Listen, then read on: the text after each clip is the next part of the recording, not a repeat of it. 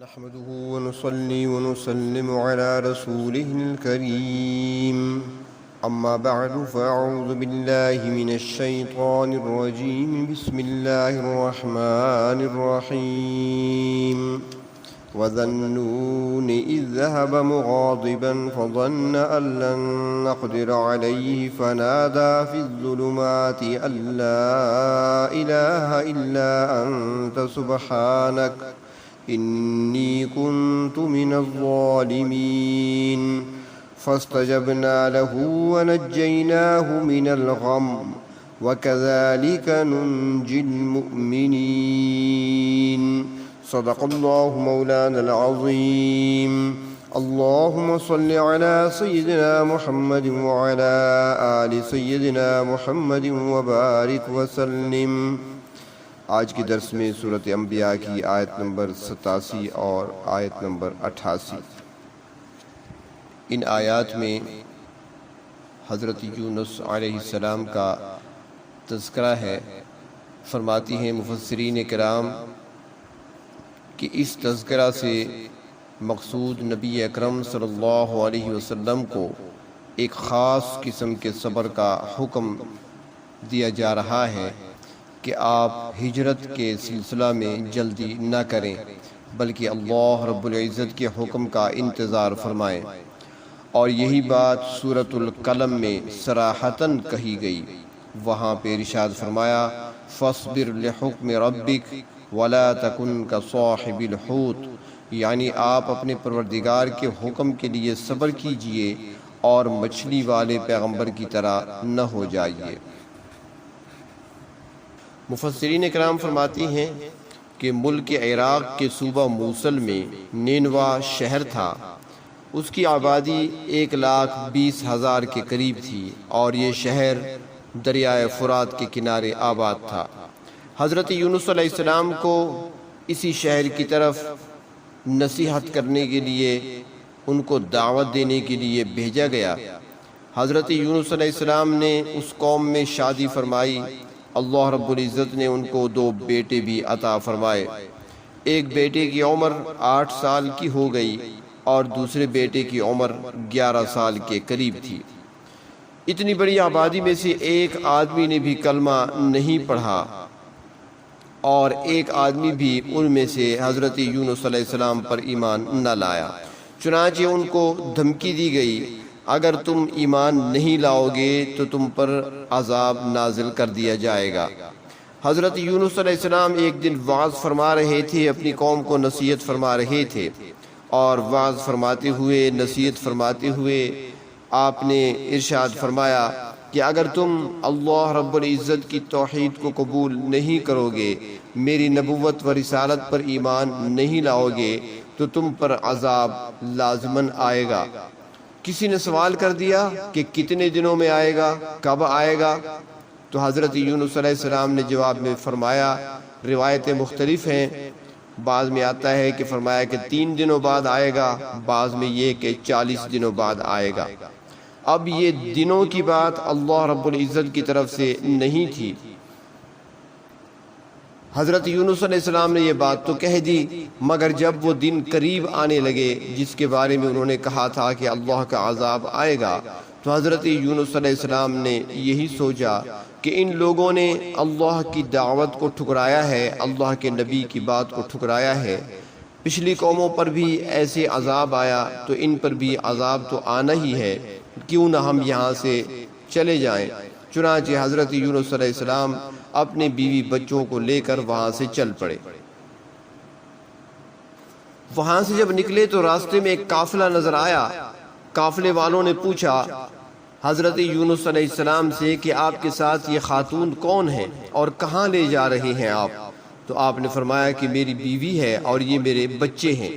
چونکہ حضرت یونس علیہ السلام اکیلے تھے، یعنی 2 بچے تھے اور ایک بیوی تھی، جبکہ قافلے والے جوان زیادہ تھے، انہوں نے حضرت یونس علیہ السلام سے بیوی چھین لی۔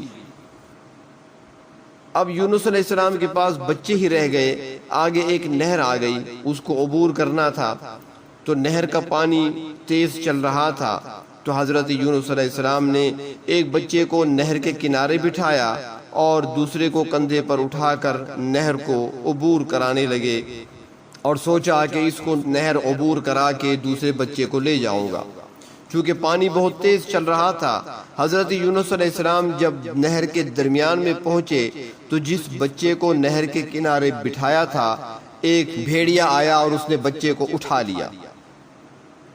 حضرت یونس علیہ السلام یہ دیکھ کر گھبرا گئے۔ اسی گھبراہٹ میں جب پیچھے کی طرف مڑنے لگے تو جو بیٹا کندھے پر اٹھا رکھا تھا وہ بھی کندھے سے گر گیا اور پانی اسے بہا کر لے گیا۔ اب حضرت یونس علیہ السلام تنہا رہ گئے، بچے بھی چلے گئے اور بیوی بھی چلی گئی، تو آگے اپنے سفر کو جاری رکھا۔ آگے دریا تھا، دریا میں کشتی موجود تھی جو لوگوں سے بھری ہوئی تھی اور اس نے لوگوں کو دریا پار کرانا تھا۔ چنانچہ حضرت یونس علیہ السلام بھی دریا پار کرنے کے ارادے سے کشتی میں سوار ہو گئے۔ جب کشتی درمیان میں پہنچی تو وہاں پر رک گئی یا بھنور میں پھنس گئی۔ جو کشتی کے ملاح تھے وہ کہنے لگے کہ ہمارا مدتوں سے یہ تجربہ ہے کہ جب کوئی غلام اپنے آقا سے بھاگ کر آتا ہے تو پھر کشتی نہیں چلتی، چنانچہ قرآن اندازی کی جائے، ہو سکتا ہے ہمارے اندر ایسا ایک شخص موجود ہے جو غلام ہے، اپنے آقا سے بھاگ کر آیا ہے۔ چنانچہ قرآن اندازی کی گئی اور قرآن حضرت یونس علیہ السلام کے نام نکلا۔ اسی طرح 3 مرتبہ قرآن اندازی ہوئی اور تینوں مرتبہ قرآن حضرت یونس علیہ السلام کے نام ہی نکلا۔ چنانچہ حضرت یونس علیہ السلام کو دریا میں پھینک دیا گیا۔ جب حضرت یونس علیہ السلام کو دریا میں پھینکا گیا تو اللہ رب العزت نے آپ کی حفاظت کا انتظام بھی کر رکھا تھا۔ ایک مچھلی کو حکم ہوا کہ میرے نبی کو نگل لو، تمہارا پیٹ اس کے لیے قید خانہ ہے، مگر خیال رکھنا یہ تمہاری خوراک نہیں ہے۔ حضرت یونس علیہ السلام مچھلی کے پیٹ میں کتنے دن رہے اور کتنا عرصہ رہے؟ بعض مفسرین نے 3 دن کا ذکر کیا ہے اور بعض نے 10 دن کا اور بعض نے 40 دن کا۔ یہ عرصہ مچھلی کے پیٹ میں حضرت یونس علیہ السلام نے گزارا۔ تو یوں ہم کہہ سکتے ہیں کہ جتنا عرصہ اللہ کو منظور تھا آپ نے اس قید خانہ میں گزارا۔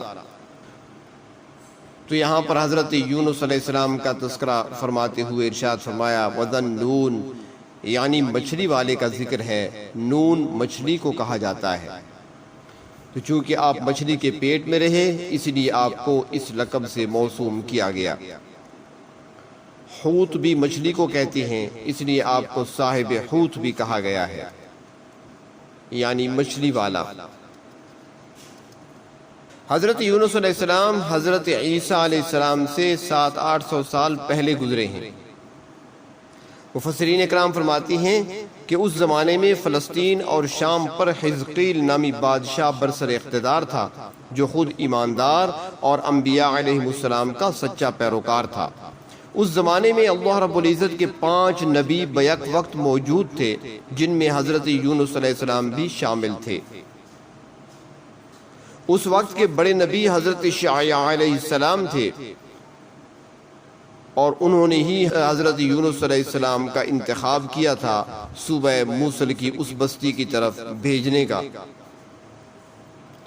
تو اللہ تبارک و تعالی فرماتے ہیں کہ وَذَنُّونَ، اور مچھلی والے پیغمبر اِذْ ذَهَبَ مُغَاضِبًا، جبکہ وہ ناراض ہو کر چلے گئے۔ ہم نے ان کو علم و حکمت عطا کیا تھا، ان کو اپنی رحمت میں داخل کیا تھا، مگر وہ قوم سے ناراض ہو کر اپنا مقام چھوڑ گئے۔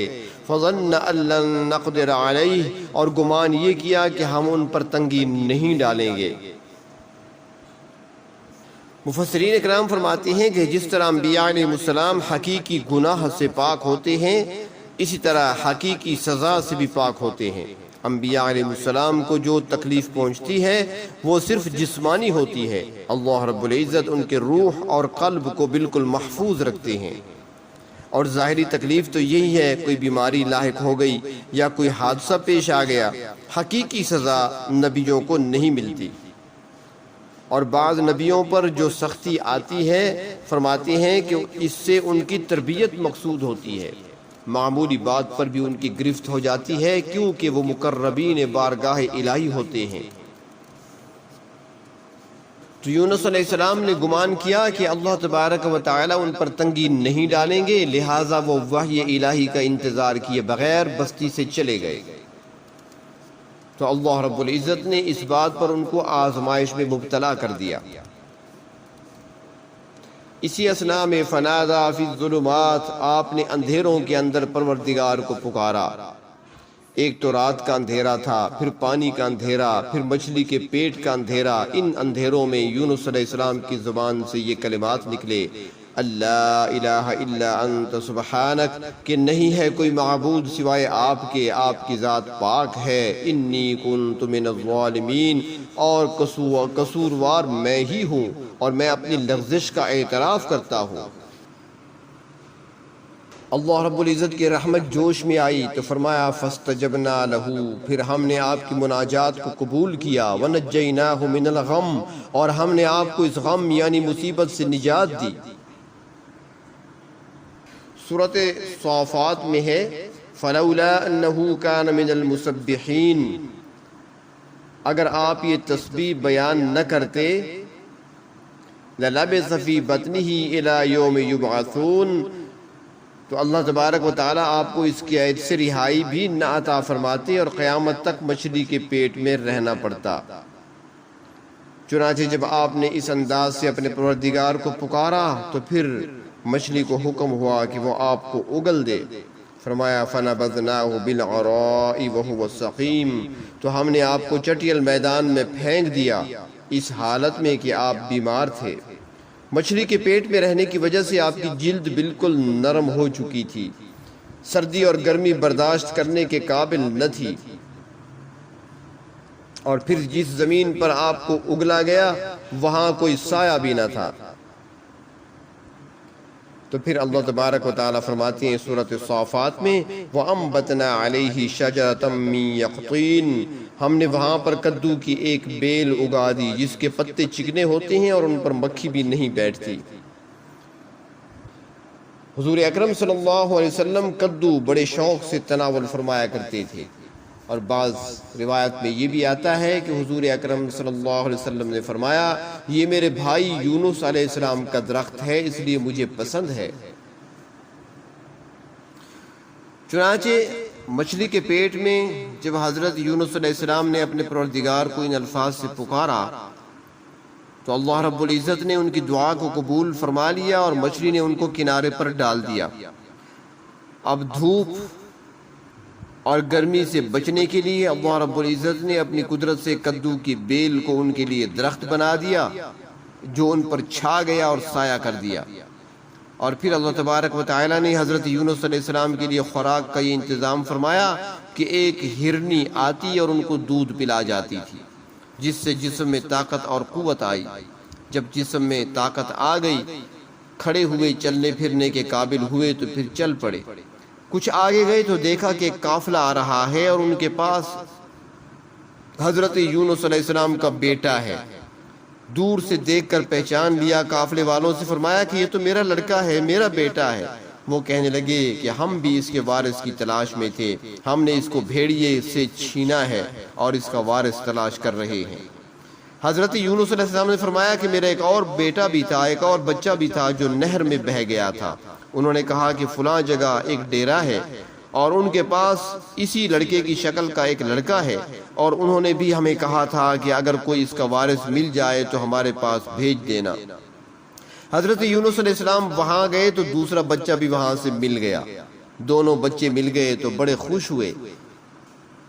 آگے چلے تو وہ قافلے والے جنہوں نے حضرت یونس علیہ السلام سے ان کی بیوی چھینی تھی وہ مل گئے اور انہوں نے کہا کہ یہ لیں، یہ آپ کی اپنی بیوی ہے، یہ ہمارے پاس امانت تھی، لے لو، اسے کسی قسم کا نقصان نہیں پہنچا کیونکہ ہم انسان نہیں فرشتے ہیں، ہمیں تو اللہ کا حکم تھا اور یہ آپ کے لیے ایک امتحان تھا اور آزمائش تھی۔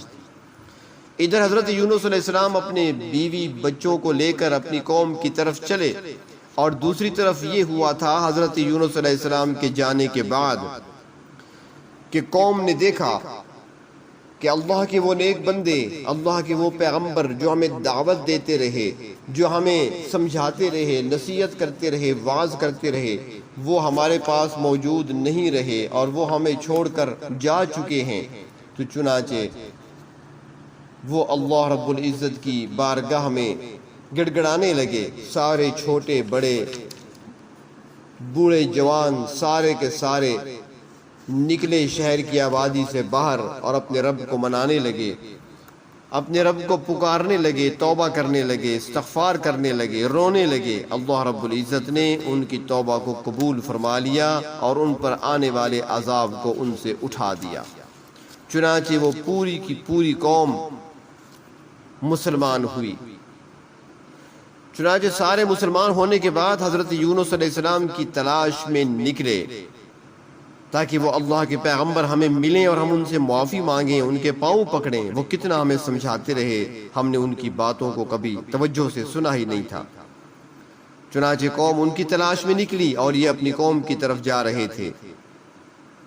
جب قریب پہنچے تو قوم نے استقبال کیا اور قوم والوں نے بتایا کہ اللہ کا عذاب ہمارے سروں پر آ چکا تھا، ہم نے توبہ کی، ہمارے رب نے ہمیں معاف کر دیا۔ فرماتے ہیں کہ دنیا میں 4 قومیں ایسی ہیں جو بحیثیت قوم کے مسلمان ہوئی ہیں، یعنی ان قوم میں سے کوئی بھی فرد باقی نہ بچا، یعنی کافر نہ رہا۔ ایک تو حضرت یونس علیہ السلام کی قوم، اور باقی 3 قومیں جو بحیثیت قوم کے مسلمان ہوئی ہیں وہ اسلام میں ہیں۔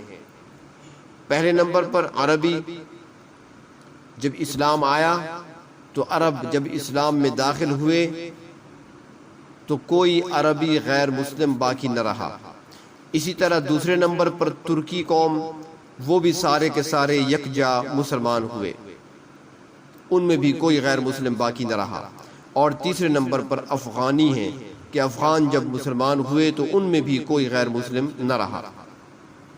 تو اللہ تبارک و تعالی نے فرمایا فاستجبنا له ونجیناہ من الغم، پس ہم نے قبول کیا ان کی دعا کو اور ہم نے نجات دی ان کو پریشانی سے۔ وَكَذَلِكَ نُنْجِي الْمُؤْمِنِينَ، اور اس طرح ہم نجات دیتے ہیں مومنوں کو، ایمان والوں کو۔ یعنی یہ وظیفہ حضرت یونس علیہ السلام کے لیے مخصوص نہیں تھا، بلکہ جو مومن پریشانی کی حالت میں اس مناجات کے ساتھ دعا کرے گا ہم اس کو مصیبت سے رہائی دلائیں گے۔ حدیث شریف میں آتا ہے کہ دعوت المقروب دعوت الذنون، سخت پریشانی میں مبتلا شخص کی دعا بھی وہی ہے جو حضرت یونس علیہ السلام کی دعا ہے۔ مگر اتنی بات یاد رہے کہ غافل دل سے دعا قبول نہیں ہوتی، حضور قلب سے دعا قبول ہوتی ہے جو کی جائے۔ اور ہمارے ہاں جو دوسرے افراد کو جمع کر کے محلے کو اکٹھا کر کے ان سے پڑھوایا جاتا ہے اس آیت مبارکہ کو، تو کون حضور قلب سے پڑھتا ہے؟ سارے غافل دلوں سے ہی پڑھ رہے ہوتے ہیں۔ بزرگوں نے کئی طریقے بتائے ہیں اور لکھے ہیں اس کو پڑھنے کے، مختلف طریقے ہیں، لیکن سب سے بہتر یہ ہے کہ بندہ خود اس کو اللہ رب العزت کی بارگاہ میں باادب ہو کر بیٹھ کر حضور قلب سے اپنی پریشانی اللہ کے سامنے رکھے اور خود ہی اپنے انداز میں، اپنے الفاظ میں ان کلمات کو ادا کرے، کیونکہ یہ ایسا پاکیزہ کلمہ ہے جس میں اللہ رب العزت کی توحید اور اللہ کی عظمت کا اقرار ہے اور اپنی غلطیوں کا اعتراف ہے۔ اس کے پڑھنے سے اللہ رب العزت پریشان حال کی دعا کو قبول فرماتے ہیں۔ تو یہاں پر اشارت نے یہ بات بتا دی گئی ہے کہ یہ صرف حضرت یونس علیہ السلام کے ساتھ مخصوص نہیں، بلکہ ہم ہر اس اہل ایمان کو اس کے مصائب سے، تکلیفوں، پریشانیوں سے نجات دیا کرتے ہیں جو اس انداز سے ہمیں پکارے۔ اللہ تبارک و تعالی ہماری ساری مشکلات کو اور مصائب کو بھی ہمارے لیے آسان فرمائیں، اور اللہ رب العزت ہمیں راحت، سکون، اطمینان اور ایمان والی زندگی نصیب فرمائیں۔ وآخر دعوانا ان الحمد للہ رب العالمین۔